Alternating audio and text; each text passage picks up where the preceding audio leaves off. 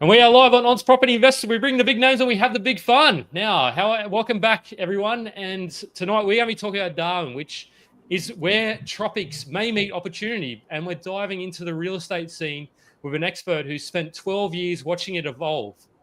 And she'll reveal the suburbs thriving with potential, the ones to reconsider, and why understanding Darwin's unique vibe is smart investing. So strap in, let's uncover the hotspots, the not spots, and the hidden gems of this dynamic city. So with that intro, Kirsty, how you going today? Good, I'm doing well. That's awesome. It must be. I wonder what's it like. It's absolutely humid as anything down here in the south coast of New South Wales. So I can imagine. Is it dry, wet season or dry up in Darwin? Yeah, we're going into our wet season at the moment, so it's only just starting, but that's kind of the worst time to be. We call it the build-up, so that means it's really, really hot, and we only get the relief when it rains. There you go. And the rain is warm. Yeah, exactly. I imagine because it's quite close to the equator. So, Todd, the pizza and property, how you going, man? You've been busy, I hear. Good, mate. Always keeping busy, and absolutely lovely to see you, Kirsty. Yeah. And thanks for filling in for Joe.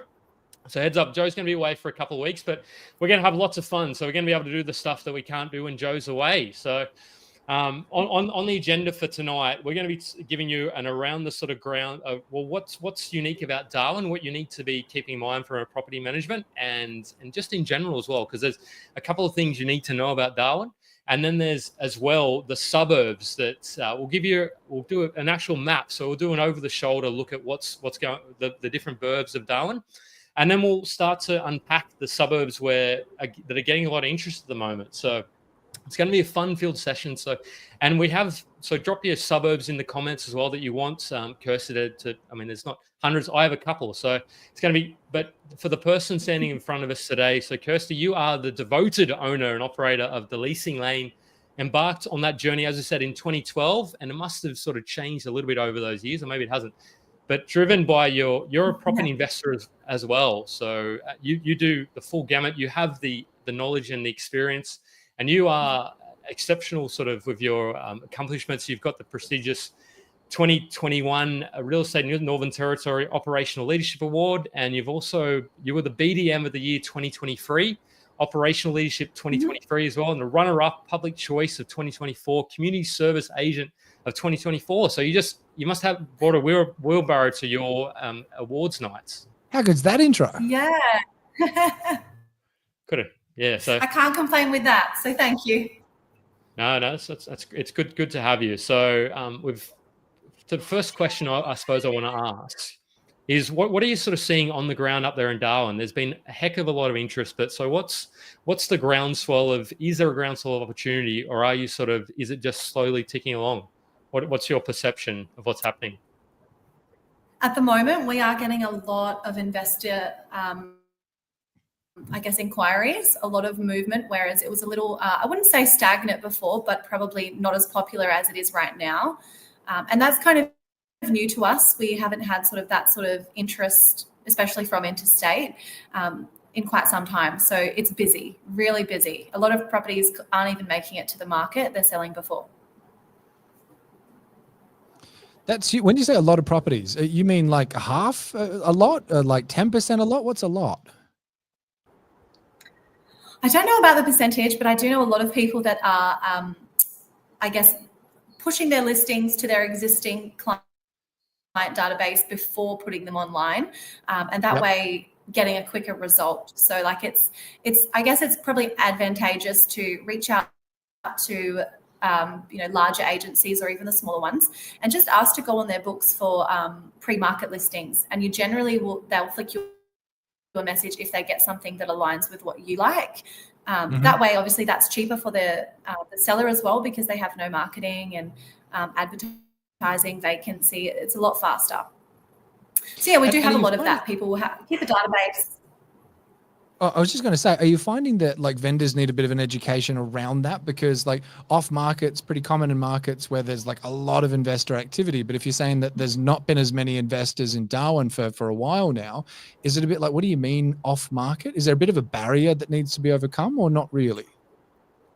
No, I don't think so. I think because it's relatively new, we've kind of had a lot of activity for the last probably 3 months. So everyone now is making the decision to potentially not advertise because there are these existing opportunities that have come up. So it hasn't always, I guess, been a thing. People have always done off market, of course, to their existing database, but they're moving them a lot quicker now. Gotcha. So 3 months. So Yeah. this is like super fresh. Yeah, well, I mean, to me, yes, I've been noticing it for the last few months. Yeah, right. Yeah, that's and so to give let's peel back the layers of the. I love the question as well, Todd. Like it's really kind of pertinent for those to understand well what the sort of atmosphere is in Darwin, because people may not know agents selling, they may not sort of be as familiar, and maybe they are, but it's good to kind of get that lay of the land and set the scene. So I want to know though, what are you sort of seeing change, and what do you sort of see potentially not potentially happening, but what do you feel the drivers? Like you had we were speaking before the session about Impex and sort of saw that happening in sort of the mid 2000s, and that drove a lot of interest and a lot of money towards Darwin, which saw it become close to the highest real estate sort of market, the most expensive market in Australia, and then it just sort of huge. has tracked sideways for close to 10 to 14 years. So what do you sort of see are those key drivers, and is it potentially different from last time if this does take off again? Big question, I know. To be honest, a lot of the feedback has just been because we are the most affordable at the moment, or close to the most affordable. That's probably been the biggest, when I've been speaking to people, that's their key factor, is the price point. One of the things I actually saw just recently, and apparently Darwin, this was quite interesting, was one of the only places in the country where wage growth was actually outpacing price growth for property. So as far as the affordability piece is concerned, like it's not just affordable for investors, but it sounds like it's actually affordable, like more affordable to live there than anywhere else as well. Yeah. I mean, in my experience, yes, it's been very, there's a lot of opportunity in Darwin. So in terms of working and living, it's kind of, in my opinion, like endless. You can kind of, the sky's your limit as long as you're willing to work hard. There's a lot of opportunity. That's it's amazing to sort of hear that perspective, and it sort of hits on one of the reasons why there's that interest. I was sort of looking at the numbers, and I'll see if I bring this up today, just on the if you look at what's happening in Darwin in the last sort of little bits, just to give a perspective. So I think the thing that's starting to drive a lot of interest, particularly among sort of first home buyers, is that the Fresh Start New Homes program, which can give people anywhere between 10 to 50K first home buyers and existing homeowners as well. So are you seeing a lot of, I know you're in the property management, but are you sort of starting to see that's for homeowners, but is that the talk of the town at the moment? Yeah, a lot of people toward at the end of our recent election, a lot of people were holding out because they were waiting for these grants. So it has, I guess, given it a bit of traction. People were, I mean, the grants are awesome. So why would you not take advantage of that? Yeah. And the other thing that is really been on everybody's lips is whilst the price growth over the last 12 months has only been 2%, whereas a lot of the other capital cities, bar your Melbourne and maybe Sydney as well, and Tassie, your Perths, your Adelaides, and your Brisbane are still sort of chugging along, some at rapid growth. But the thing that is really getting people quite interested is the median house rents have increased in the last quarter by close to 2% to $646 a week, which when you can pick up a property for somewhere between that sort of 400,000 to 600,000, I mean, to me, with a gross yield of around that sort of the mid to high sixes, and they've increased by close to 15% over the year, 14.9. So to me, that sort of starts to really get the investors interested. And I suppose then, what's are you hearing a lot from your friends and I don't know if you have heaps of friends and family up, and because originally from different part of Australia. But what I are thought you you were sort going to of? say, I don't know if you have friends then. No, I realized I was like, hang on, Jeff, you're about to say something. No, yeah, but you're extremely busy with a lot of things on your life. But so what is are people who live in Darwin, they sort of saying, look, rents have just absolutely started to skyrocket. I'm sick of this. I'm gonna start buying. Like, just as an anecdotal, what you're hearing. Yeah, we have definitely had people that way inclined. So as a property manager for the last few years, it's been really easy to tenant a property. We've had it pretty good. So we haven't, we were having sometimes, 12 applications on a property. It was getting wild. So it was like people thought, stuff that, I'm going to buy it instead. So we did definitely have a lot of that happening. And that was purely because our supply was lower then. So we could charge more. And we obviously had the selection. Whereas now it's still going well, but it's not as good, I guess. Now we're getting around, the 6 applications rather than the 12. So I still can't complain. Yeah, that's still quite a strong Makes it easier. market. Yeah, it does.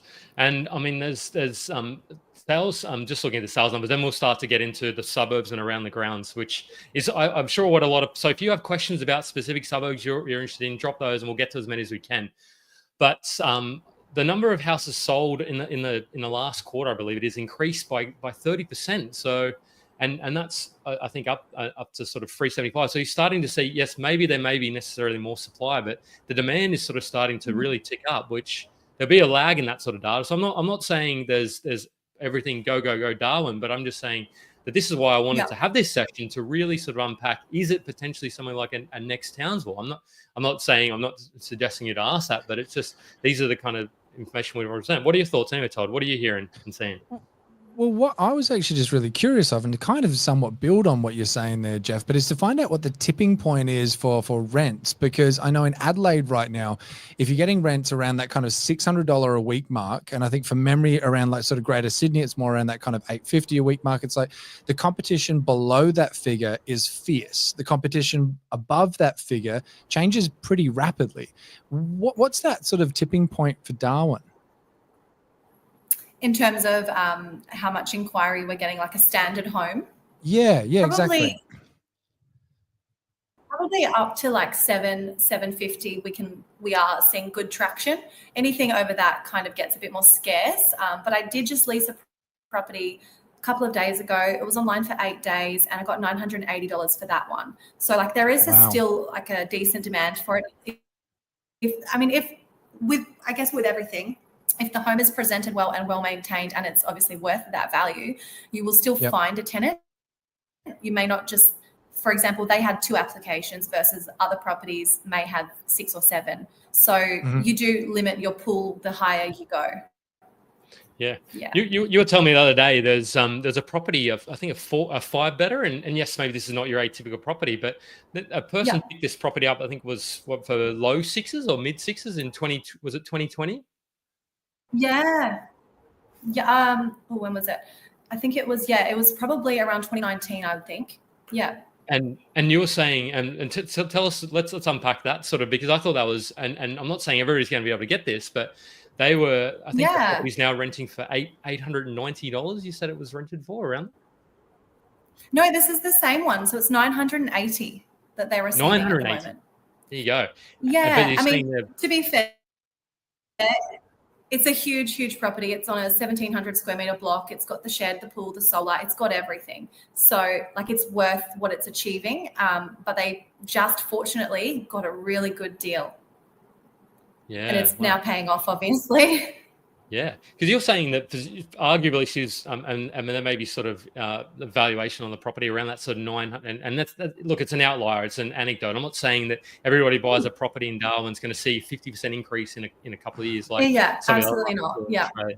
But the thing that I wanted to sort of unpack is, and Guru has mentioned this, dollar paid is increasing because a lot of industries can't hire staff because of compliance.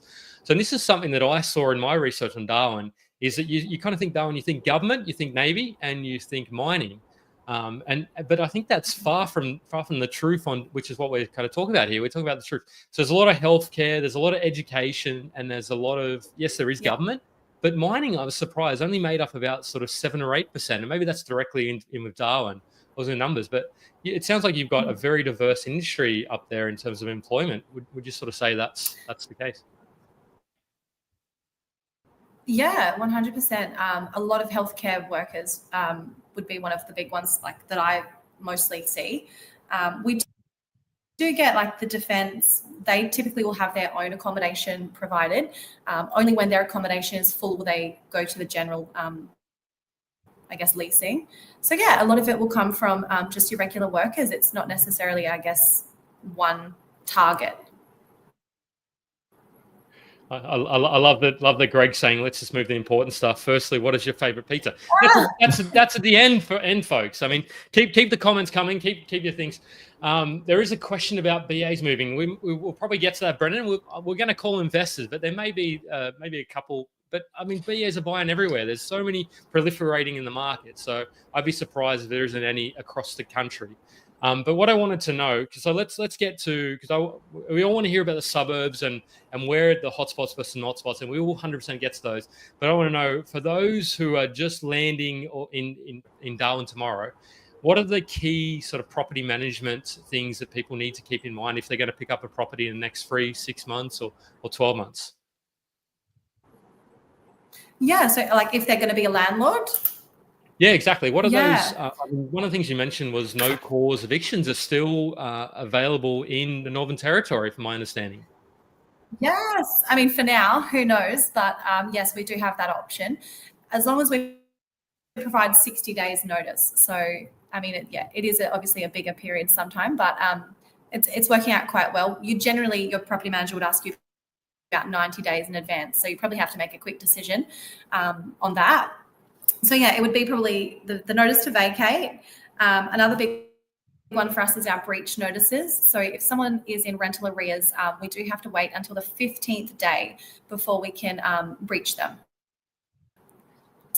And that gives them obviously time to remedy the breach, and failure to do that, we'd go to NTCAT, but we do have to wait. So it's a lot longer, I think, than other states. And are there any changes Which coming is not in, fun. Kirsty, like oh, sorry, I think I jumped over the top of you then. Are there any changes coming in that's similar to what happened in Victoria and bits of Adelaide, or not bits of Adelaide, in South Australia with minimum rental standards now needing like R5 insulation in the ceilings, you're needing like certain kinds of water restrictors, all kinds of tests. Is it the same in the NT, or is it a bit more relaxed? No, it's a yes and a no. It is quite relaxed, and it has been relaxed for some time, but we do have some things coming in terms of smoke alarms and RCDs, switchboards, like that kind of stuff. It's not in effect, I don't believe, yet, but we've had a lot of, I guess, talk about potential changes, but none of them are, I guess, anything I would deem as wrong. They're all quite fair. Yep. Okay. So it's all just making a house a better place to live. Nothing that's outlandish. Yeah, exactly. Safer, nothing crazy. But I would still say Darwin is quite relaxed to everywhere else. Yeah, okay. And that's because there was the PIPA survey that came out a couple of months ago that said that Darwin is although the capital growth may not be there at the moment, they were second on the list in terms of the states where people want to invest. I think the other one may have been WA right at the top. I could be wrong there, so don't quote me. But and the question was asked on the podcast, and it's been asked across various podcasts from Nicola Powell. It's like, why is Northern Territory up there? And I think it's part of that. People are somewhat sick and tired of the rental legislation, the landlord or rental provider in Victoria, as they call them these days. But the rental provider in Victoria, just those chop and changes. And it's they said, well, where can I actually go and buy a property and not have onerous? But have there been any murmurings of, not at this stage from the sounds of it, from what the answer to Todd's question was? Look, definitely there's always, I guess, subjects and talks, but in terms of actual changes, we move quite slow. So we do get plenty of notice. I've seen other states where they get not much notice, and it's this is this and then too bad, but we're quite involved, especially our real estate institute is quite involved in those sort of topics, and they do give you plenty of notice if anything is changing. Excellent. Well, it sounds like you actually run like a very fair and reasonable. I'm like, this is like this makes sense. Like, why don't other states kind of run in a similar fashion? But there's probably a reason. But what I wanted to know, what other sort of things do people need to keep in mind about the Darwin sort of property market from a general perspective, or even just, I suppose, as the rental legislation, you've got your pets as probably a key one that people look at. What are those sort of things that people need to know? Yeah. So in terms of pets, we really can't decline a pet in a residential, like a standard house. Yep. The only time that we really could do that is when there is a body corporate and their rulings are against pets. Most of our body corporates will go to a vote. So that may or may not charge a fee to the owner. I've seen them upwards to about $300 per pet application. Then probably the next biggest, or what I mean, people deem it big, I think it's normal, but our water allowance. So generally written into our contracts, it's a standard that the landlord would provide the tenant with 125 kilolitres of water per quarter. So basically we would receive the bill. If it's over that amount, we will charge the excess to the tenant. There is an occasion where you can charge the full amount, but that needs to be clearly stated in the lease. So if it's not in there, then it's down to the standard. And before you say why, that's because during our dry season, the gardens obviously are quite dry. So what we do is providing that water allowance helps maintain the property, make sure the pool is topped up, make sure the garden stays green for that period, and it stays in good condition. Got it. Speaking of the seasonality side of things, we were talking about something quite interesting off air the other day about the seasons and when it's best to actually rent a property. And apparently this is actually something that can be quite important when it comes to leasing a property in Darwin. Are you able to open up a bit more detail around that again? Yeah, I guess we obviously have our wet season and our dry season. So we have 6 months of both, which is good. I guess any time is okay to rent a property if it's priced for that market. But what I would personally, I guess, say is if you're owning a property in the CBD or the surrounds, like maybe the coastline or within the CBD itself, just be wary that when it is our wet season, there will be a really large influx of Airbnb properties that will come onto the market. So what they do, obviously they make a good money in the dry because that's our tourism season, and it's lucrative at that time. But between September and sort of November, December, those Airbnbs will then be coming online looking for a longer term tenant to get them through the wet season where they probably wouldn't have gotten any bookings. So they'll generally take 3 to 6 month leases during that time. So if you're trying to list your CBD or surrounds, you'll have, I'm talking like maybe 50 extra listings. Wow. That is very valuable information. Yeah. But definitely CBD, like it is great. And of course, in the dry season, you can rent it really well. So it's not to deter you from the CBD. It's just during those peak periods, you might be strategic about taking a 6, a 9, or an 18-month lease to make sure you're not in that period. Yeah, it's that's the kind of information that somebody who's not in the area, not a local, would need to know, because you sort of you just think, oh yeah, you'll get a property rented from November to November, but and you sort of is that a peak time and those sort of things. And this plays to your question, Todd, that you asked about the prices of units and I'll caveat this with that Kirsty is a property manager, so she does know, I suppose, and see a lot of things, but. What are your thoughts, I suppose, putting your property manager, and I want you to ask, I'll get you to ask your question, Todd, which is, Jen's asked, which is a better investment in Darwin, units or houses? And the answer to that is, I suppose it always depends. It's case by case, but in your view, considering your property manager lens, what do you see as the better or the more favourable investment in Darwin? It really does depend, obviously, on the price point and how cheap you can get the unit. I mean, personally, I favour houses because they're more versatile. They tend to, in my opinion, attract not a better tenancy, but a more longer term tenancy, because they'll be people that want to settle down. They might have a family. They're probably not going to move as often. People, I guess, in the units, they might be here for work, seasonal, or might upgrade to a home at some point. So both are good. I lease both quite simply, but I personally prefer houses. And out of interest, is there anything obvious that you see on the ground then, Kirsty, that really explains the correlation between, I suppose, unit price growth and house price growth being so closely linked? Because I'm looking at a chart. I was lucky enough to spend all day with Jung today, and her and I were chatting about this, and she's given me some data. Over the past 20 years, it's literally neck and neck. Like house prices and unit prices have grown in absolute unison over the past 20 years.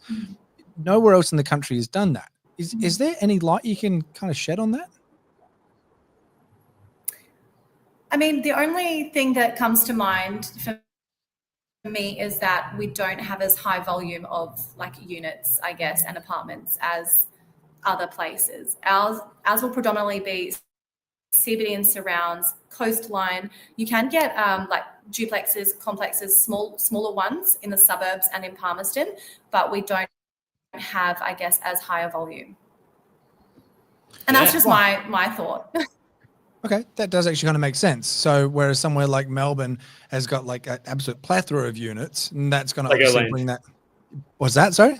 Legoland, like they just build them like build on top of each other. Even Canberra these days, like I don't know if you've ever been to, you've probably been to Canberra once or twice, Todd, but I used to go there all the time. And that geocon, they're just building hundreds and hundreds, and you just think, wow, no wonder why there's such a disparity between the prices of units and houses in a place like Canberra and Melbourne. But yeah, Darwin, it just sounds like there's limited somewhat supply of units. Yeah, so if there's limited supply of both, they're kind of growing somewhat in unison. Makes sense. Yeah, that's and any other, before we kind of go to, because I want to get to around the grounds and the juicy suburb of juicing of where you're seeing a lot of interest in suburbs. So any last minute sort of property management legislation people absolutely have to know if they're buying a property in Darwin? I wouldn't say legislation based. I would just say in terms of if you're looking to achieve the best rental outcome, you should present your best and keep it well maintained. So if you're going to keep it run down, you can expect that that's the sort of tenancy you're going to attract. And I'm not saying keep it, pristine and pump money into it all the time, but having a clean, well-maintained home goes a lot further than the rundown one. A lot easier to rent as well. I think that really I mean, it's a great tip, particularly in Darwin, where I imagine there would be a lot of wear and tear with weather and all that sort of thing, like weathering over time. But in any location, if you're new to property investing, I think it's absolutely vital to take that on board and really we talk about buffers and emergency funds and having that. So to consider the factor into maintenance, so you're going to have to put into the property, whether it be, I don't know, a lick of paint every sort of 10, 15 years if you're going to own that long, or just general maintenance around, like houses do require and units do require money. I mean, units often get looked after by strata, but it's just that thing for the first or second timer that unfortunately hot water systems go, like things need to be replaced. So I absolutely love that you've mentioned that, Kirsty.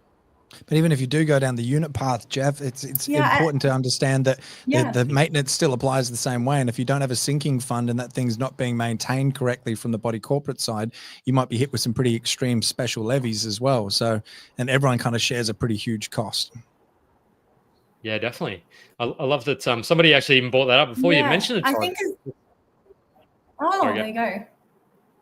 No, I think it's important to note as well that even if you maintain it really well and you get a new tenant in, I promise you they will find something to tell you about. And that's not for any other reason than they don't want to be held liable for it at the end. So a lot of my clients that are considering doing minor maintenance, I generally will say, just wait till the tenant's in there for about a week. And they may add to that, which will then save you on another call-out fee. Generally small things, of course. If there's larger things, do that before the tenancy so that you make sure that it's safe and well. But if it's, something very minor, I would generally wait and group the works for once the tenant is there and tells us, because they're living in it 24/7. We're only in there for an hour. So we're not going to notice, I guess, everything that they notice. Can also make a big difference to the tax implication as well if it's available. If it's available for rent and then you're doing maintenance, then you can actually claim it on tax. Whereas if it's just completely vacant, not available for rent, and it's maintenance, then I feel like I have to say I'm not an accountant, but I'm pretty sure on that one. So okay, Toddy, I got it here for you. So Oh, excellent. There we go. general information only. Do not be taken as financial or accounting advice. So Man, you were quick to put that up. Well done. yeah, I know. I Yeah. think about it every time. Yeah. Anyway, so I wanted to, before we get into the suburbs and the areas, which are going to be juicy, of course, but I've obviously loved just the insight. But I think this is one that a lot of people are asking, and I think it's important because for those considering investing in Darwin, you want to know who your demographic and the type of tenants going to be living in, and it's going to vary from area to area. What type of tenants are you sort of seeing? A lot of RAAF, so Royal Australian Air Force in Darwin. Is it families or military? Like what kind of tenants, typical tenant? And that's hard to answer, but do you have sort of standard tenants you see in Darwin? Predominantly my tenants will be families. That is what I see the most of. In terms of defence, I probably only have a handful of them versus a lot of the regular, just mum and dad working. I don't get a lot of... I do get a lot of hospital workers as well, but most of my tenants will be families, or they'll be people that are here for work. I actually have quite a lot of people that will come for 6 months, leave their wife and family at home, rent, and then go back when their work is done. So generally families and the odd single person for me. Yeah. And there's just, I feel like there's a lot of money being spent on infrastructure and billions and billions of dollars being spent at the moment as well, which is going to be interesting to see where that lies. So it's come to that. Look, I've loved the property management sort of legislation, general things. If you could share your screen, Kirsty, and if we're going to describe it as best we can. So if you listen to the podcast, that's fine. If you're not, jump on the YouTube, that's good as well. But yeah, if you could share your screen, because we're going to do an around the grounds and sort of talk to the different segments of Darwin and what each part sort of looks at. And we're going to go out to Palmerston as well. So, and then we'll sort of unpack which areas we're getting a lot of interest in as well, just purely from, I suppose, the property management. So I'm excited to share this. So if you've got any areas you want to see, let us know. Can you see it okay? I can. Looks great. Oh, so okay. Take us into the segments. It's nice and zoomed. Can you, a little bit. Wonderful. So generally, we would refer to it in 3 different sections, which would be the CBD and surrounds, which looks like in this map, it's sort of like the Darwin to Wanelli area. And then we would consider anything from Nightcliff all the way to Karama. On this map, we would consider that the northern suburbs. Mm-hmm. And then our 3rd section would be Palmerston, which is, of course, all the way over here and this entire region. So we would categorize it into those 3 areas. And I guess, do you want me to just run down who's expected in what area? Yeah, or even just what characterizes like the CBD, like it was kind of unpacked and said that there's a lot of units in there. But if you could sort of talk to some of the more notable suburbs, and not notable for good or bad, but just ones that people know and to be kind of on the lookout for. Yeah, absolutely. So in the CBD, there will be a lot of apartment complexes. Homes are a bit rare this way. I mean, not, of course, there are homes there, but they're not as popular, I guess. We'll have a lot of apartments, complex buildings around this area. And generally from there, we'll attract people who are working in the city, who enjoy sort of the nightlife around town. There's a lot of restaurants and I guess the foreshore, and we've got a waterfront which is really lovely. So that's more, I guess, of an entertainers area, people that are probably looking for that kind of outgoing lifestyle. But of course, we do get a lot of people that are working in the city that want to be in the city. It's easy to navigate. So that's typically what we would rent to in the city and surrounds. Then if you flick over to the northern suburbs, Nightcliff is quite popular. People really like the coastline, the lifestyle that it provides. There's a lot of night markets and I guess events in Nightcliff. So Nightcliff, Rapid Creek, there's a mixture of homes and I guess complexes, small complexes there. And the blocks are quite big, so it is good. It's a good lifestyle. If we're looking Kirsty, at, I guess, northern suburbs as a whole. Can I ask a quick question? Yeah. Is there a couple of areas that you'd know around Australia that could be like comparable for these? So anyone that lives maybe in Brisbane, Adelaide, Melbourne, Perth, like that can go, oh, okay, cool. It's kind of like that one. I love that question, Todd. Debbie. Oh my gosh. I mean, if I'm honest, Darwin is just not comparable to anywhere. We're in our own lane. Yeah. I would say, I mean, I'm from Perth, so I can only really, I guess, compare it to that. Okay. I would think Nightcliff. Nothing else like it in Perth? I mean, not really. Darwin's one of the things that you kind of have to see it and live it to appreciate it. We're very isolated, but it is an incredible lifestyle. So in terms of suburbs, it's personally, I don't know of comparisons for it. I would just think that if you're into the beach kind of lifestyle, or if you want to be close to swimming, I would say the Nightcliff and Rapid Creek area would be suitable. Cool. But of course, you can't swim in the beach. You can swim at the pool near the beach because of crocodiles. Yeah, the crocodiles. Yeah, we're famous. I love that. Guru has mentioned this. He's brought up that response sums it up. It's a different country, I think I'll have to go and check it out for myself and see what it's all about. We are in our own lane, and that's not a bad thing. Elijah has said it's a really good place to be. So yeah. Yeah, Elijah has said Nightcliff is like Merriwa. I mean, I'm not. I mean, would you see that? You're from Perth, so would you? I mean, I'm not sure whether you're south of the SOR or. No, I'm a north of the river girl. So yeah, I mean, Merriwa did have that kind of stigma and reputation. So I mean, would you say that Nightcliff has that as well, or? It has a reputation of more of the relaxed beach, I guess, vibe. There's a lot of nice restaurants along there. There's a lot of, I guess, events. Like, it's kind of for an outgoing sort of person, I would think. Yeah. Yep. Okay. Which I'm not sure. I mean, in terms of the northern suburbs as a whole, we would generally see. I mean, that's close to our airport, all of our major, like our biggest shopping centre, both of our hospitals, the uni. So it is really, I guess, good because those people would like to stay close to work, of course. I mean, Darwin traffic is nothing. So if they're in any of these suburbs, they could be at work in like 10 to 15 minutes, which, I mean, who doesn't want a short drive, a short commute? Wow. So yeah, we do lease a lot to hospital staff in these areas. Yeah, because it's close. You got the hospital kind of near. Somebody's chime in if you're around the country.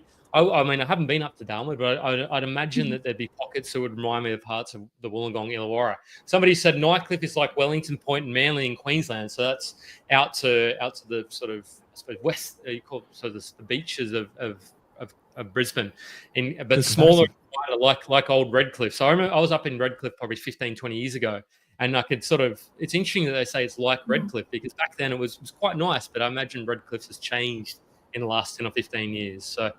It's funny these people have mentioned suburbs that I've actually been to in Queensland or Brisbane as well. But no, a lot of the homes in this area, unless they've had a renovation or a facelift, they will be slightly older. So you may need to consider, obviously, an upgrade at some stage. They're probably older than the Palmerston region, but that's not always a bad thing because the land sizes, especially in places like Leanya, you will get quite a good size land around the 800 square meters or more sometimes. Yeah. So it's quite spread out. And yeah. Newer heads and newer developments, from my understanding. So the blocks are smaller and newer head. Yeah. They are. You can still get some larger blocks in Muirhead, but generally they'd be around the 400-500 square meters, maybe slightly bigger, but they are quite close together. I mean, they are beautiful homes though, and it's a beautiful estate. So it's new, it's fresh, but obviously smaller block sizes. Yeah. I don't know if I'm taking this tour on too much of a detour, but out of interest, Kirsty, where will you see the biggest gap between bottom end and the top end as far as like unrenovated and renovated? Oh, love that question. Like a dollar figure, like a difference in rent? Yeah, or it's like difference in rent, also difference in value. Like, because if you've got an area where you can buy for 500 and it's dirty, but you can sell it for 600, there's not too much there. But if you're buying for 500 and you can sell it for 750, 800, it's like there's a lot of meat in the sandwich. Is there a few areas in Darwin that are maybe a bit more of a standout than others to really have that value discrepancy?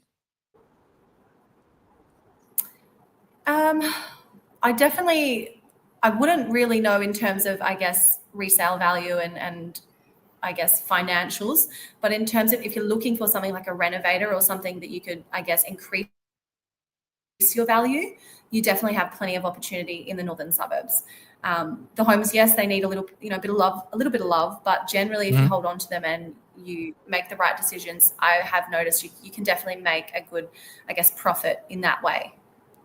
Yeah, that's I love that the renovators come out in Todd Sloan and on our pre-chat a couple of days ago, Kirsty, I asked about you can see that Todd's a renovator and I'm more of a developer, because I asked, like, are people sort of building, can you build granny flats or can you sort of subdivide the blocks? I was like, oh, renovating to me, I got to pick up a paintbrush, and I mean, you don't want to see me cut in, it's horrible, or try and strip up some carpets. So to answer that, I suppose, I'll ask that question again. Like, do you see an opportunity to sort of chop up blocks or subdivide or build granny flats? And what for people out there want to value add and build equity? Do you see much of that in Darwin? I personally don't see a lot of it. We do have some properties that will do that, and they'll label them A and B of that property. Generally for us, it would be called multi-generational living, where we have a lot of elevated homes, like homes on stilts. So what people will normally do is if they have a home like that, there is a lot of opportunity there for them to build in the bottom. They will build that in, add a bathroom, add a kitchenette, and some people do lease those out separately. They'll sublease them to other people. In terms of separate granny flats, there is some of that, but I wouldn't say it's very popular or done a lot yet. Not yet, but I would say if that is something that you're considering, to definitely make sure that it is separate water, separate electricity, because that will determine, obviously, when you're renting to someone, and if say the power stays in one person's name, it's very hard to differentiate whose usage is what. Yeah, got it. And is it? Sorry, Jeff, you go, mate. I was going to say the other thing with that sort of upstairs downstairs arrangement, I've seen it a lot in Townsville over the sort of last 6 to 12 months, and you just need to be really careful of that it is compliant. That you have the fire, if you're going to try and rent it out to separate entities, because that's when you start to run into and it can be costly and expensive to do that sort of modification. So if you're speaking to an agent in Darwin, they're saying, I rent it out to separate people, it's all above board. Really just ask that question, is it fire safety rated? Do you have that thing in place? And if they can't answer, be a little bit mindful. Yeah, you would need the correct, obviously, building permit. Make sure it's been structurally sound, it's to code, and then obviously make sure that it's safe. I personally don't deal with a lot of people that rent out homes separately on the same block, and only because in my experience it can be a little messy, especially if they are not separately metered. And just to clarify as well, Kirsty, because I don't know, I'm losing every now and then, it might be on my end, but so you can actually rent out a granny flat separately in the NT and it's not to a family member, because a lot of the regulations around this in heaps of states have just like somewhat recently changed. Do you know, is that something you still can do in the NT? Because I hear you saying that you don't really do it much, but is it still done legally?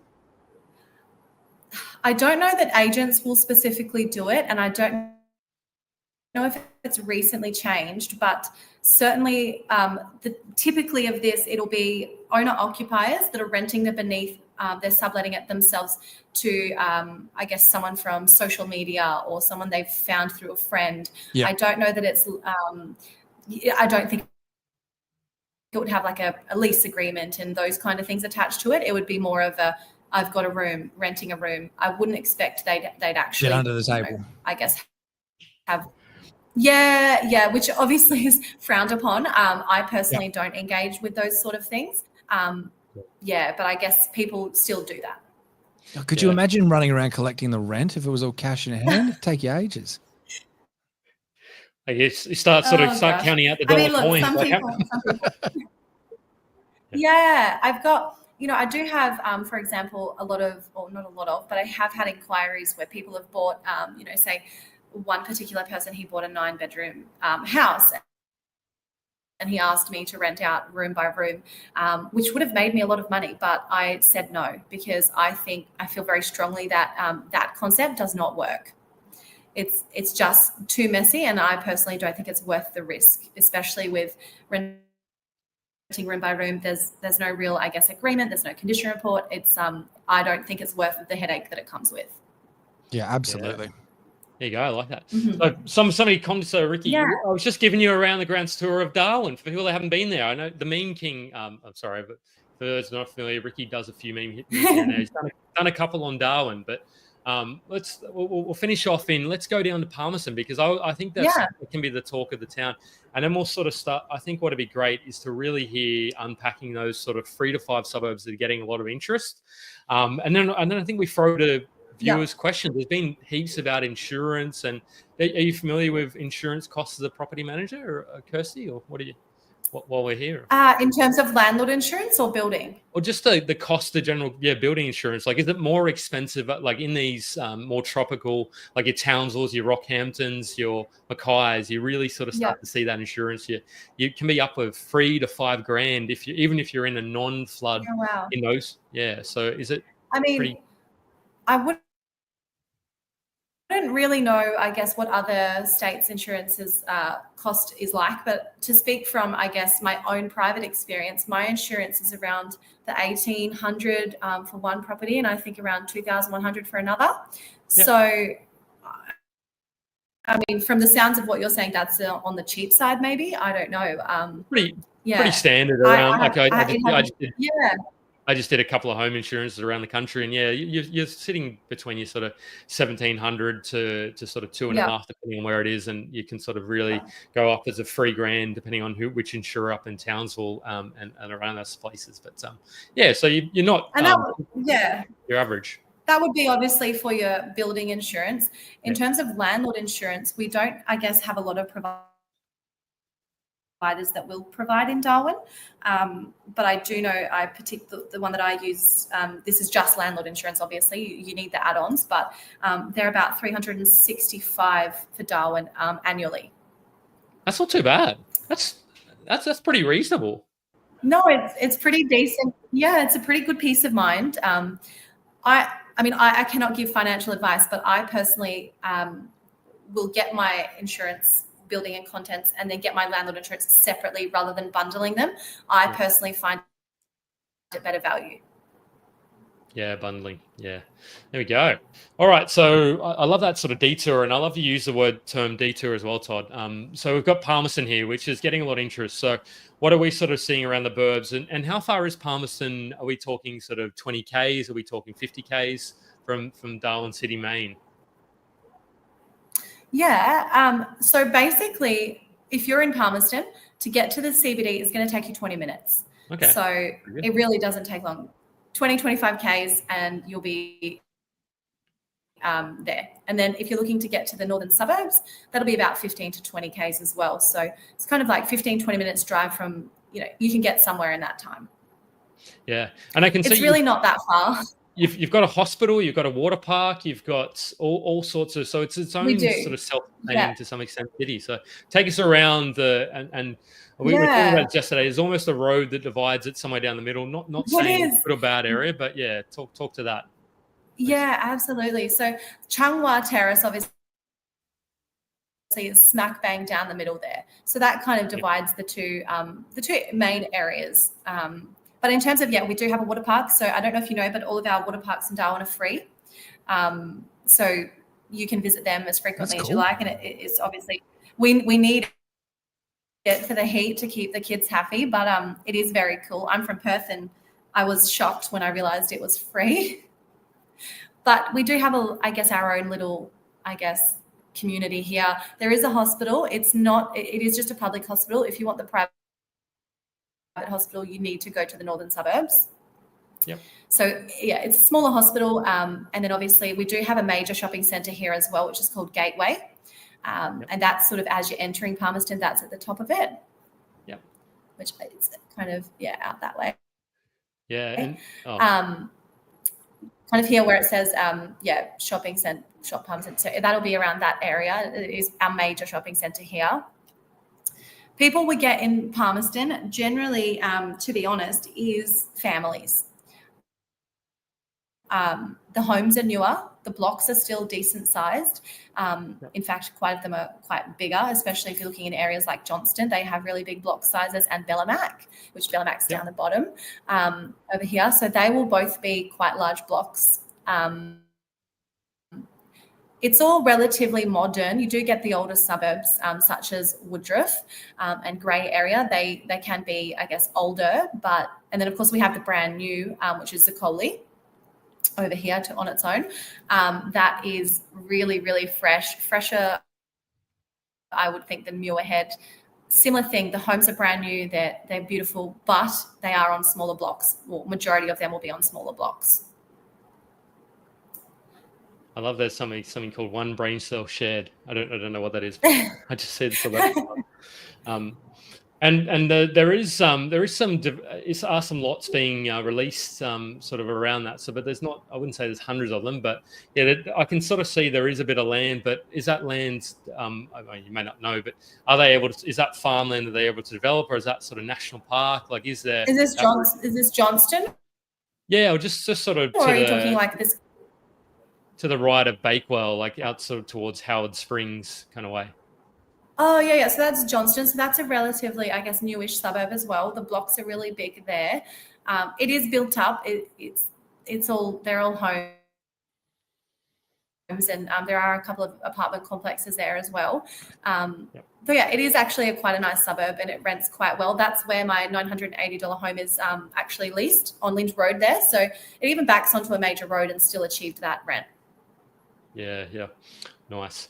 Look, we are going to talk to I'll call them the hotspots and the not spots, which is kind of, when we say not spots, I think not spot may sound a bit derogatory, but it's more around just where you need to maybe be a little bit more cautious and just have potentially a higher risk tolerance and have a really great property manager like Kirsty. So they've been asked about where to stay away from and the red flags. So somebody's already said in the comments, stay away from Malden and Grey. And as Kirsty has called out, there are two sides. The Wang Chung Road is the one that sort of splits. And look, it depends on your risk tolerance. If you're comfortable taking an area, it's the buy-in price. Like, what is your budget? What is your kind of, what are you looking to achieve? If you want to potentially accept a riskier sort of prospect, then that's if you're a more experienced investor, maybe that could work for you. But it's just kind of how much you can negotiate.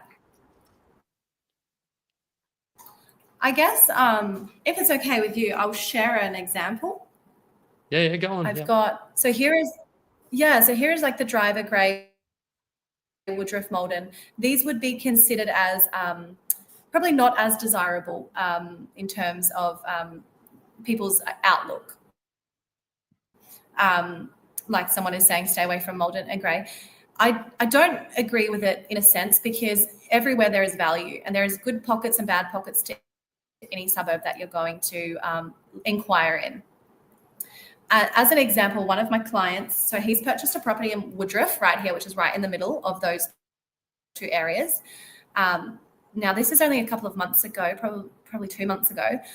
He's purchased it's a townhouse in a complex of probably, I think, four or five. He's purchased there mid 200,000. I think it was 260 from memory. We then spent, I think it was approximately 13 to 15,000 doing a facelift on that one. It was quite aged, a little bit, rough around the edges. So we did a repaint, just some minor things, really. New curtains, just made it a bit beautifuler, I guess you'd call it. Replace the old vanity for a nice vanity and a big mirror. After doing that, we've rented it within 2 weeks of that, and we've rented it at $480 per week. So, and he was comfortable with me sharing his return of investment at the minute is 10% on that property. 10% so is in. I wouldn't say like as in his yield. A growth, or you're talking about the rental? So no, he said his full ROI is 10%. Okay, yeah, probably, yeah. That's So he bought it for 260. Yeah, he bought it for 260. We've put in around, I think at the most it would have been a $15,000 facelift, and then we're renting at $480 per week at the moment. So he was really happy with that result, and that of course is in those suburbs that people are saying to stay away from. So be wary, of course, but if the numbers work, I wouldn't say no to a deal if it has the potential. Yeah, yep. And what are those, I mean, not that we sort of want to, what are the sort of things that if you sort of start to see, is it sort of shopping trolleys, is the burnouts in the street? Like what are those red flags of people that have asked in any suburb, not just your Malden or your Grey or your... Yeah, I mean, anywhere, of course, you can obviously see if it's run down. A lot of the time we do have obviously housing commission in Darwin, so some suburbs will be more highly populated than others. And we can have things, for example, on our, if you're looking at a property, there might be a sign on the fence that might say this is a dry area or no drinking allowed. So that would mean that that's likely a housing commission home. And not to say anything bad about it, I have lovely tenants both from housing and it's nothing wrong with it, but you can see those areas will be more highly populated than others. So places like Malden, probably in the northern suburbs, you're looking in like the over here at the Kurama or Malak area will probably have, I guess, a higher percentage of that. Yeah. But yeah, you do get the odd shopping trolley here and there, but I mean, it's Darwin, so kind of anything goes. Just jump on Google Street View and have a bit of a look around. I remember the first time Bianca and I drove 100%. some parts of Logan. We thought it was hard rubbish day. It turns out it was just like, now that's how the front looks.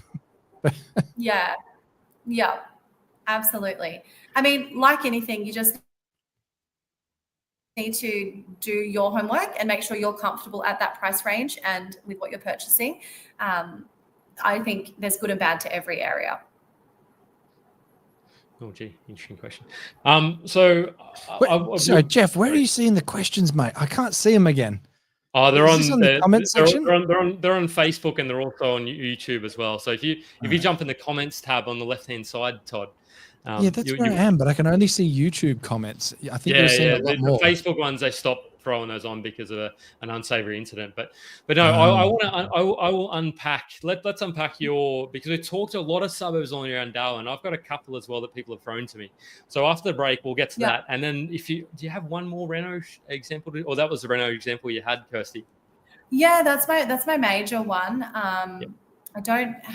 We do get a lot of it. I've got a lot mid-Reno at the minute, so I'll probably have a few more examples in a few weeks. Excellent. That's what I like to hear. Maybe even sort of we don't have to mention suburbs or anything like that, but even just where potentially there's which pocket of I suppose Darwin you can potentially pick some of those up where people are finding them. But we'll run to this quick ad, and then we'll get back with the suburbs. So get those comments ready, to everyone. I see them come through as well. Thanks everybody. See you soon. The amazing thing with commercial property investing is that in most cases it's cash flow positive from day one, which means that you can drive those profits towards paying down the debt. There are instances with commercial property investing where you can actually have the property pay itself off over 10 years, which is absolutely crazy. With commercial property, you get massive net yields, so you can expect anywhere between 6 to 10%. And as we've seen in the current boom, these properties not only provide large cash flow, they do certainly grow wildly in value too. Now, with big rewards comes some risk, and this is why you should de-risk your investment as much as possible. And the way you do that is with expert due diligence. And this is why we highly recommend people hire professionals to help you along in your investing journey. Steve Polisi of Polisi Property is one such expert. Being a chartered mechanical and structural engineer in a past life, Steve draws on his analytical and mathematical skills to do that expert due diligence for you. With 6 years experience in the space, Steve has over 1,200 property transactions under his belt. He's the guy you want in your corner, crunching the numbers and finding the best properties in the best locations, along with ensuring that you avoid the mistakes. Steve has actually even written the book on commercial property investing in Australia. And not only is it a bestseller, I believe it to be the most comprehensive in commercial property investing on the market today. He's been generous enough to give us a massive discount for our audience of 50%. So use the code OZPROP, click the link below, get a copy today, and start learning and getting on your commercial property investing journey. And we are back. So I wanted to address the property management fees, because that's a question that people are probably going to be asking if you're looking. So are they? I'm not going to ask, but generally, what are they in Darwin? Should people be expecting to look at? You may not know competitors. It'd probably be, I would say, a standard will be 10%. Some charge more, some charge slightly less, but we are not, I guess, as cheap as other states. I have had a lot of clients tell me Darwin is expensive in comparison.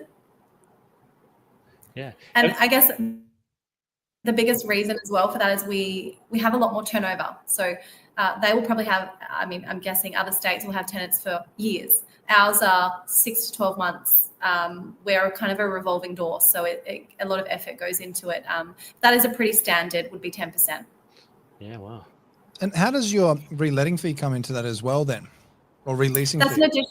Yeah, so there are additional charges. So the charges you'll be looking at for property management in Darwin will be generally you get an admin fee. You'll get a letting fee, which will be when the property is first rented, which kind of covers like the open homes, the inspections, the applications, processing the applications. It goes into all of that is covered by the letting fee. So the admin fee, the letting fee, the lease renewal, your regular, I guess, management fee, and then typically you'll also receive an end of financial year statement fee as well. And so that's you're covered looking by at the 5, tenant? I guess, fees. The landlord charges. Landlord charge. Okay, so that's like a 2 weeks letting fee, or that is all in the 10%, just so I can understand that right? No, it's additional. So you'll get your 10%, then you'll get the letting fee additional. So it can be anywhere from 1 week to 2 weeks rent in Darwin. Yep. Okay, cool. So pretty similar to everywhere else. Yeah, just a little bit. Yep. This is interesting, and we'll talk to your sort of where you're seeing a lot of interest in the suburbs as well. But we'll unpack some of the submitted. So if you've got, I've seen Nightcliff a couple of times. So if you've got areas you want us to ask about, please let us know.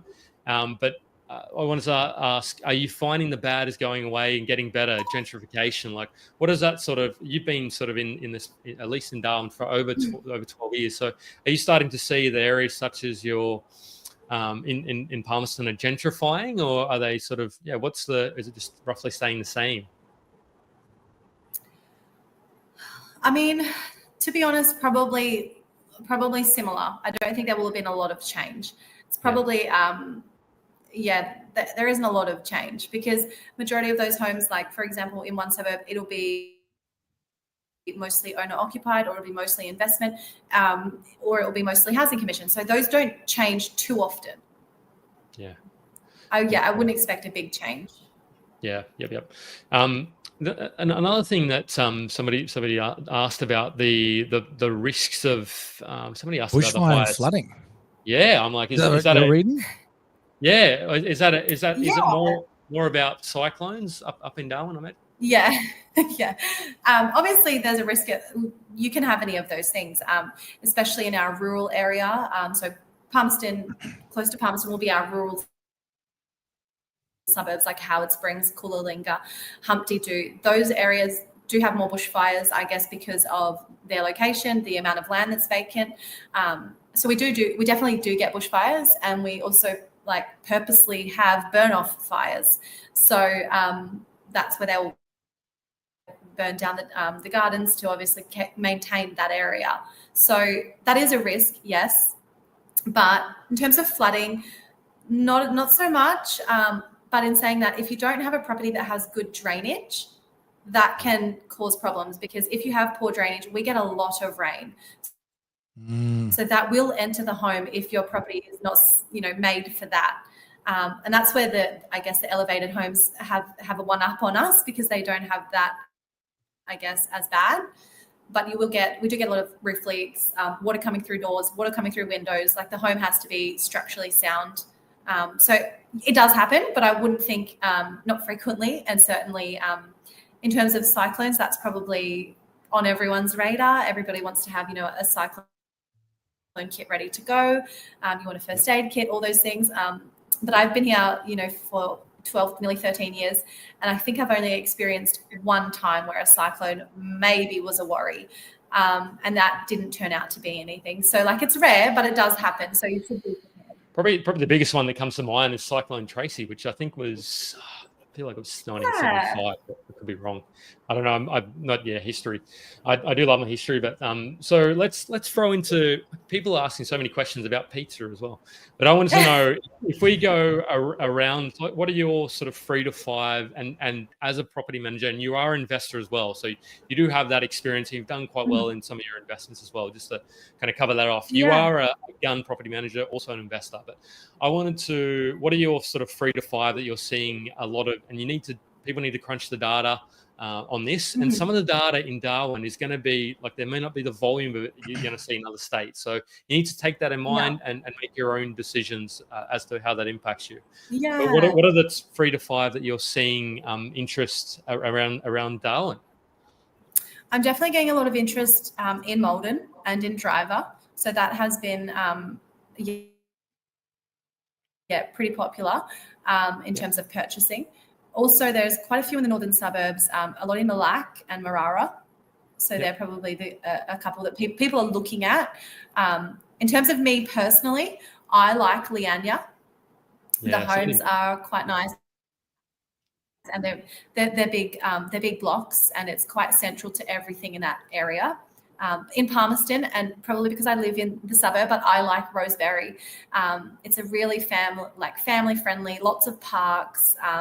It's got a nice, energy. So for me, I would pick Leanya and Rosebery, but for others, they're sticking to the Malak, Marara, Malden, Driver areas.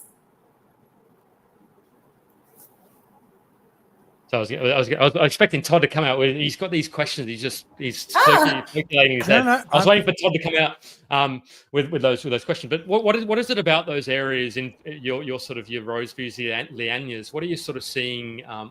Is it the community feel, the families, or is it you're sort of seeing rental yields, lower vacancy rates? Is there anything that stands out for you in those areas as opposed to the ones where other people may be buying? Yeah. I think probably you just have to be advantageous, with the property. So if a property comes up that's a good deal, I would jump on it, because those suburbs are probably safe. They're safe in a way that it's got a good reputation. It's got a good rental return. I can lease them quite quickly. So for me, I feel like they do well in leasing. And so for me, that makes my job easier. And the homes are generally pretty good quality. They're decent. So for me, I try to stick to that. And one of my investment in Rosebery does quite well. There you go. I actually had a question here that I'm probably biased. No, it's fine. I mean, you're putting it out there. But you go on, Todd, with your question, mate. I'm just reading all the comment. Now that I've found the comment section, I'll just keep reading them. And I actually saw an interesting one come through from Oliver, which was, what's the typical type of problems that you deal with when it comes to tenants, defaults, notices, vacates? What's the most common kind of issue you're finding that people should be aware of? As in Darwin related, or just a tenancy in general? Definitely Darwin. I suppose more Darwin related. Yeah. Is there something that's a bit more common than normal? I'll bring the question up on the thing and read it in full. How's the appeal of Zuccoli renters and owner profile and demographic spread? And also, what are the typical type problems you deal with when it comes to tenant defaults or notice to vacate? So I think he's asking a specific question there about Zuccoli, about what sort of vibe is, and then generally across Darwin, what you sort of see as some of those problems and those things. Yeah, I actually just kind of ignored the first question and just jumped into the second one to make it easy, but now we've got both. No, definitely. Zuccoli, people like Zuccoli. It's modern. It's really pretty. They've got water bodies. They've got shopping centres. They've got a lot of parks. It's super family friendly. And the homes, because they're new, people are happier with them, and they're willing to pay, I guess, a little bit higher for them because there's no maintenance. They know that it's good. So Zuccoli is popular, absolutely. People do like it. If you're, I guess, if you're happier with sometimes the smaller block size, with having a beautiful home, sometimes the block can be sacrificed. In terms of defaults, I mean, of course, there's, like everywhere, rental arrears will probably be one of the big ones. Also for us, gardening, probably, because we have a really tropical environment. So if the garden is, I guess, wild and out of control, it's really hard for a tenant to maintain such a huge amount of garden. In our wet season, the gardens grow like mad. And then in our dry season, the gardens shrivel up and it's really hard. So finding the right balance and helping the tenant to be educated on how to maintain it and when, that's probably one of the bigger things that I see, especially when they are vacating. Like if they, for example, they started the lease in the wet season, and then it ends in the dry season, there'll be a discrepancy with the garden. So generally those are things that we need to, I guess, educate and just make sure the expectations are right, that it will be drier, and that is just part of it. Yeah, it's really like hearing you speak about these things. You are, I believe, based on, the conversations we've had, a property manager at the top of your game. And these are, I suppose, the kind of things that people need to be asking questions of their property managers, along with the standard, how many properties you manage, like how many, how do you deal with difficult situations, like what's your vacancy rates of your properties. So those are all the questions, but you can see you actually go beyond that and sort of the communication style you have. Sort of lens that you hopefully don't have too many of those challenges. Of course, they are going to pop up, but this is a question from Elijah. It's a cracking one, and I think what he's asking for, he wants to know where is the biggest bang for buck in Darwin. This is where this question is coming from. He's like, but he wants somebody. He wants the best of both worlds. He wants the pizza he wants his favorite pizza cooked perfectly from a nice Italian a pizza that Nonna cooks, I suppose. But he wants to know where is the most affordable for young local couples in Darwin. I think it's really hard to answer that, because it's what is he wanting to achieve in terms of lifestyle? Because that's probably one of the bigger things. If you're looking for affordable, I would say go for the older home and do a slow renovation yourself. That's probably going to be the cheaper option. Definitely building is a lot more expensive for us at the moment. Okay, so something that I was actually curious about is that if Darwin's typically got a bit more of a higher transient population than a lot of other regional towns, what's something that people can really bear in mind when they're looking at planting the seed and buying an asset for the longer term that would be more attractive to locals that actually want to stay there opposed to that transient community? Like, is there certain pockets or certain property types that people could maybe invest into to try and mitigate that risk of transients? Yeah, 100%. I think personally that's kind of my tactic normally when I am leasing a property. My preference is, not that my preference is a local, but if there is a local, I will let my owner know that they are local, because they're probably likely to stay longer, and that's less releasing fees, less vacancy. So those would probably be your standard home, your 3-bed or your 4-bed, because families grow, and if they want stability, they'll stay longer. That's in my opinion, of course. But then you do get properties that are perfect for seasonal or, transient people. So it depends on what your goal is. Me personally, I would try to attract a local having a solid home and a well-maintained home, because say they're in there for a year or two and repairs aren't getting done, the rent keeps going up but nothing's changing, they're probably going to look elsewhere. And is there any kind of pockets within Darwin that is a bit more localized and a bit more transient, or is it just like, everywhere is just kind of does its own thing? I think it's quite spread out. Absolutely. In the northern suburbs, you probably do get a lot more hospital workers, healthcare providers. But for us, because we're such a small place, no matter where you live, you'll be at work in 20 minutes. 30 minutes absolute max. You can pretty much get to your place of work. So they don't have to stay in a certain suburb because it's accessible. Got it. And I think so, yeah. To that, Yeah. Todd. I mean, you can sort of get sort of pretty and get everywhere. So there's not really one area that lends itself to people staying longer. I mean, maybe if you're a hospital worker, you may sort of go there for a placement and then sort of fly out somewhere else, I imagine. But I'm only just trying to use some logic, which Yeah, that logical. I think a lot of people will come to Darwin, obviously sometimes for work or for a change, and then they will get stuck because people fall in love with our lifestyle. So we do get a lot of transient people, but we get a lot of people that say, I'm only here for a year, and then 5 years later they're still here. So it's like, it's just typical Darwin. I think it's an attraction place. I feel like once you get here and you live the lifestyle, it's really hard to go back to the lifestyle where you're driving an hour or two to work. Like, it's just, who wants to do that? It's just, yeah. So yeah, we try to keep them when we can. Yeah, I agree. It's a sort of place I suppose you have to experience the sound of it. So Gurmeet has asked, and we have covered off this. He spoke about what is the reason for the price stagnation in recent years. I'd say it's more than recent. We can see here, this graph is not necessarily not much pretty in my graph, Todd. I didn't go to art school, unfortunately. This is a ChatGPT, but so we can see here that from 2000, you're starting off at about roughly 150,000.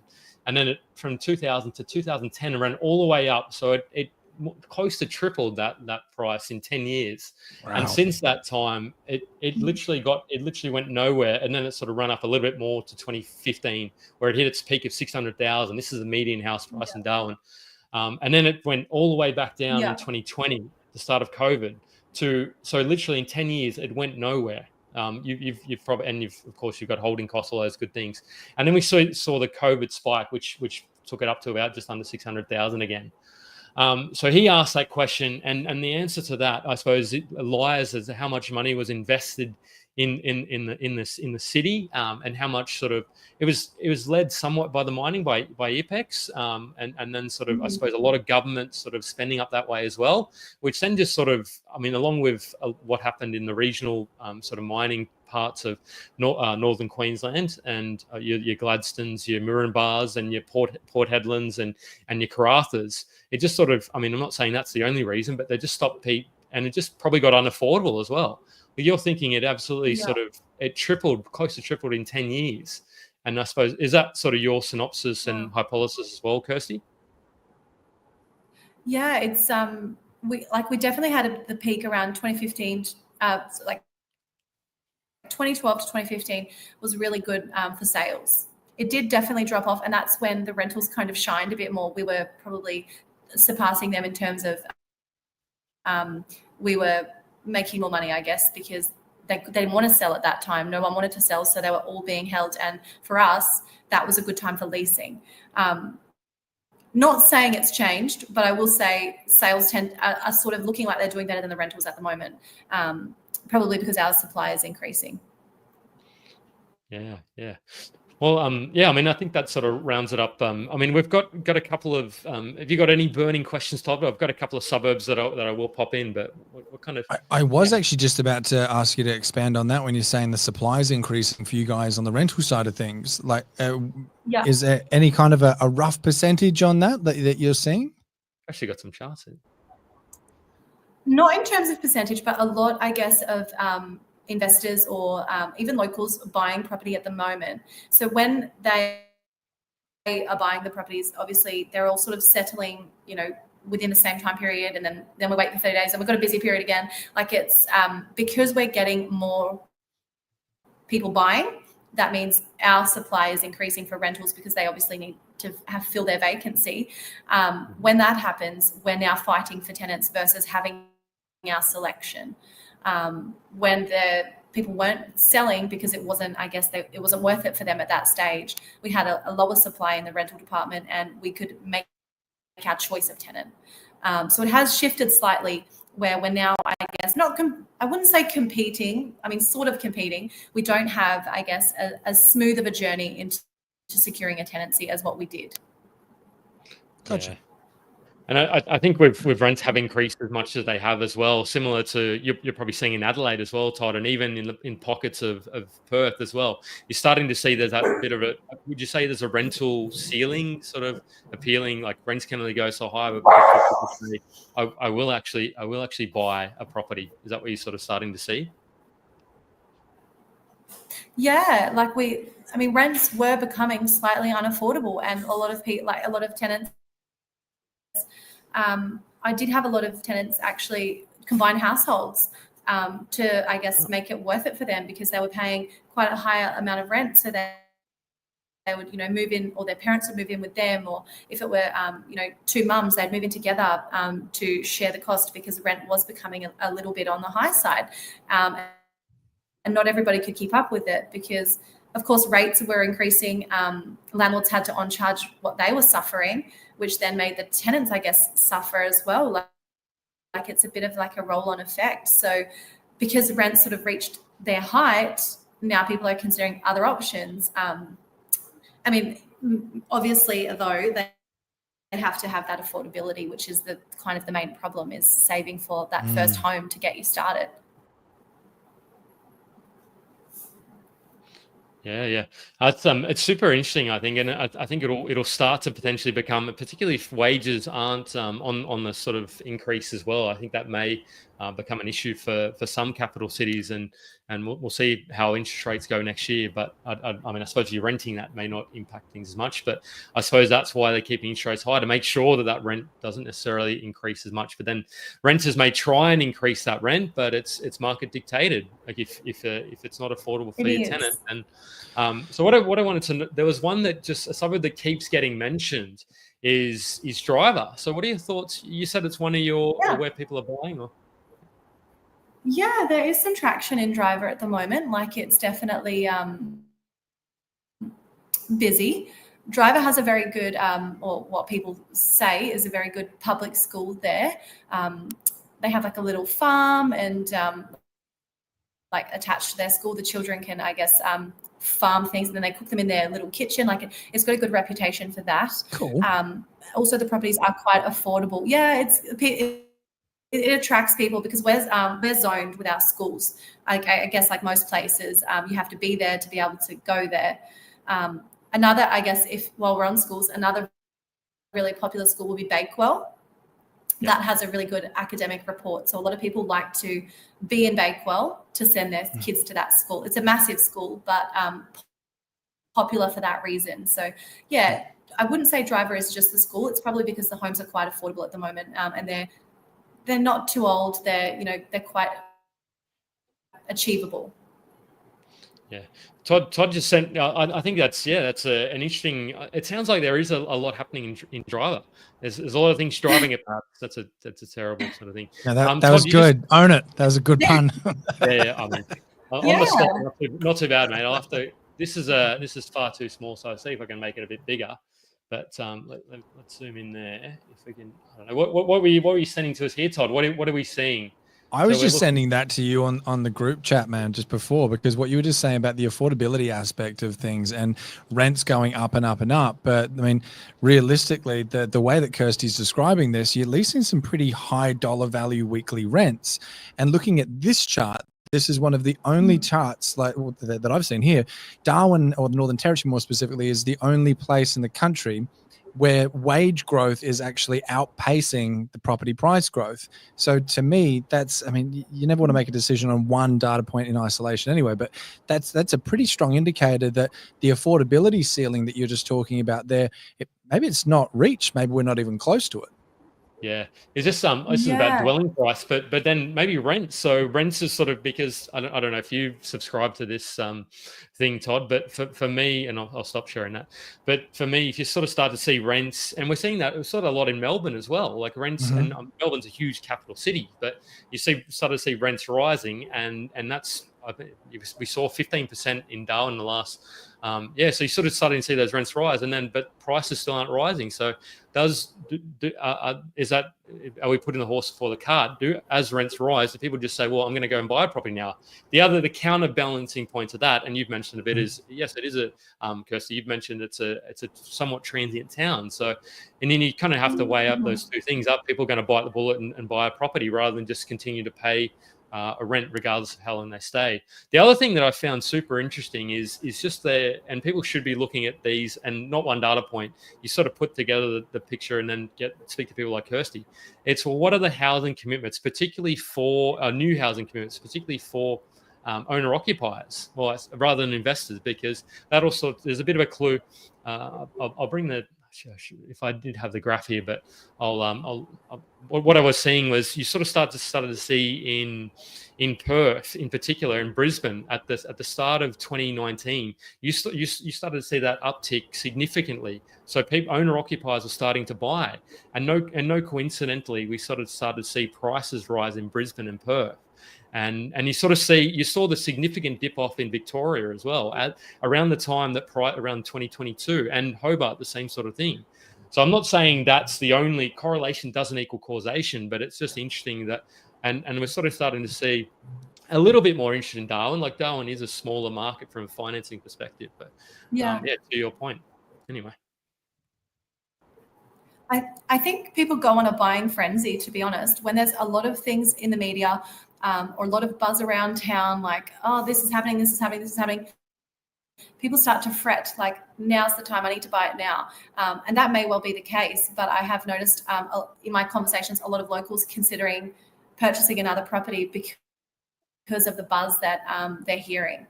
So it's definitely across the board. Everyone's quite keen on what is going to happen in Darwin. Yeah, I think on that note, I think that's sort of some. Do you have any further questions, Todd? I'm just mindful of everyone's time here. We're sort of I'm actually just trying to jump back into the questions to see what everyone else is asking at the moment as well. Be careful. All of my big ones. All of my big ones were answered. It's more so around the other pockets that can maybe help protect people from more of a transient sort of population. By the sounds of things, you're saying it's not really pocketed so much, but it's more about the type of dwelling that you're investing in. If you're getting something that is more like a 4-bed, 2-bath, and that's going to be more attractive to a local that really wants to plant the seed and live there longer term. Yeah. And 100%. And generally your property manager will tell you, you've got XYZ applications, and you'll get a full rundown of all of those. So you can then make the decision on which tenancy you're wanting. If you're wanting a local, then obviously you would select someone who you think is longer term or a local.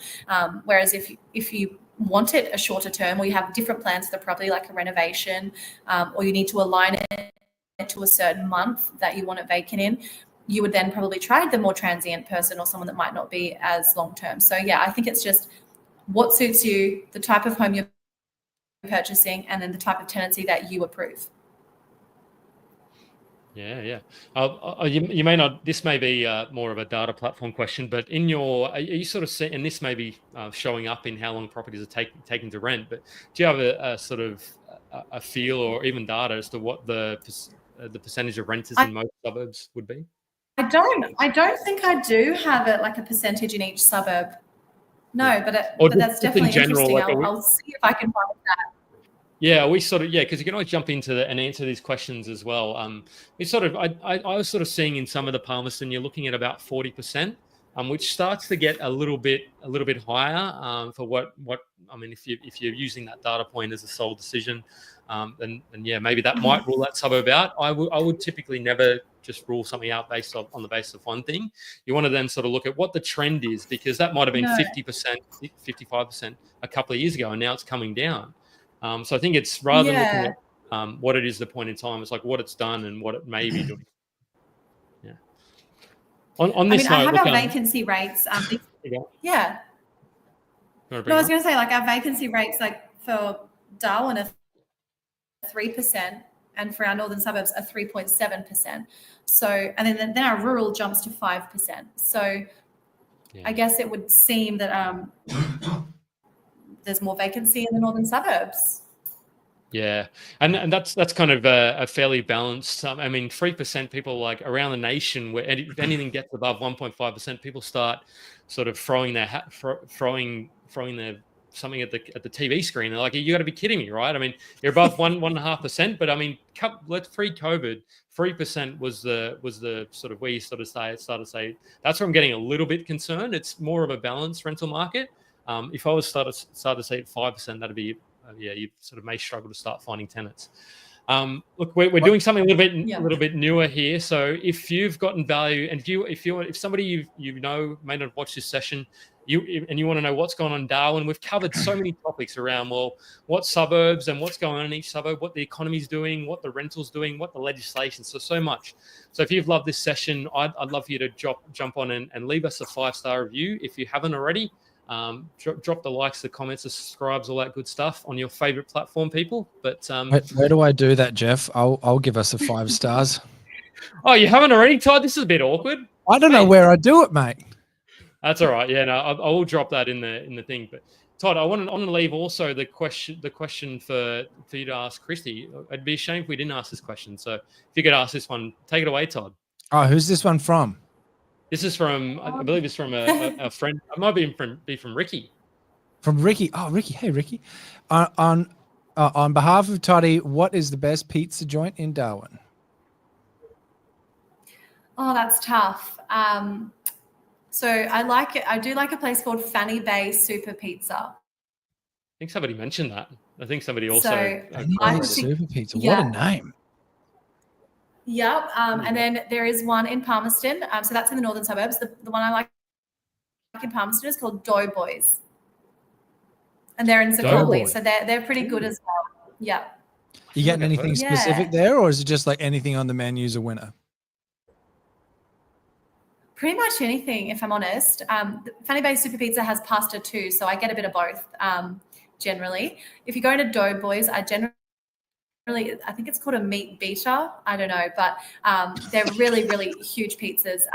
Yeah, we've got some interesting names in Darwin. Like we are in our own world. I don't know if you've heard the Fanny Bay joke as well with the Dickwad Drive. No. So we've got a lot of questionable things. My dad used to be a traveling sales rep. Dickwad Drive goes into and he told me that when you'd call on a customer in Darwin back in the day, they wouldn't let you in unless you walked in with a 6-pack of beer. This is back in the 70s, but I'm assuming it's a bit different now. We are in our own world, but that is a good thing. It's a really unique place to be, and that's why people fall in love with it. There are definitely some questionable news articles and headlines that you'll probably see. They often get published, but it's different, but it's a good different. Yeah, no, I've seen. I'm like, no one really gets offended. I've had a friend who spent 6 months up in Darwin doing some help with some refugees up that way, and he said that like just the news, the news headlines were absolutely wild. Just like, wow, did nothing happen in the news that day that I can't remember some of them, but just the conversation I've had with him about that time of his life, I was like, wow, man, like that sounds kind of fun.